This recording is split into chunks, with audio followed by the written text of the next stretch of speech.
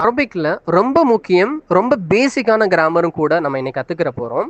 அரபிக்ல noun இருக்குது இல்லையா? வார்த்தைகள். வார்த்தைகள் எப்பயுமே வந்துட்டு அரபிக்ல தன்வீன்ல மர்ஃபூஆ தான் முடியும். எப்படி? தன்வீன்ல மர்ஃபூஆ தான் முடியும். அப்படின்னா என்ன? உதாரணத்துக்கு நான் சொல்லித் தரேன். அரபிக்ல இருக்கக்கூடிய நவுன் வார்த்தைகளை வந்துட்டு சில வார்த்தைகள் உங்களுக்கு சொல்றேன். எப்படி முடியுது அப்படிங்கறத நல்லா கவனிங்க. பைத்துன், கிதாபுன், கலமுன், மக்தபுன். எப்படி முடியுது எல்லாமே? புன் புன் சொல்லிட்டு அந்த மர்ஃபூ தம்மாலே என்ன பண்ணுது முடியுது. இப்படிதான் வரும் எல்லா நவுனும் பெயரும், இப்படிதான் முடியணும். இத தம்மால மர்ஃபூஆ தான் முடியணும் தன்வீனோட. ஓகேங்களா? பட் இது மாறும். எப்ப மாறும்? இது வந்துட்டு ஆப்ஜெக்டா வரும் பொழுது. ஆப்ஜெக்ட்னா அரபிக்ல மஃபூல்னு சொல்லுவாங்க. என்ன சொல்லுவாங்க? மஃபூல். மஃபூல்னா என்ன? ஆப்ஜெக்ட்னா என்ன? நான் சொல்லித் தரேன் உங்களுக்கு.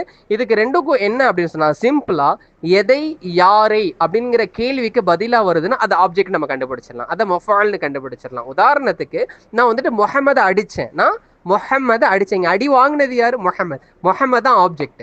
இப்ப இந்த முஹம்மதுனுடைய ஹரக்கத்து முஹம்மதுன்னு இருக்காது, முஹம்மதன்னு மன்சூபா மாறிடும், நசபு வந்துடும். சிம்பிள். இது மட்டும் ஞாபகம் வச்சுக்கோங்க. ஏன்னா ரொம்ப ஒரு கடைசி எழுத்தினுடைய ஹரக்கத்தை வச்சு கம்ப்ளீட் சென்டென்ஸுடைய அர்த்தம் என்ன ஆயிரும்? மாறிடும். இப்போ தரபது முஹம்மதன்னு தான் சொல்லணும், முஹம்மதுன்னு சொல்லக்கூடாது.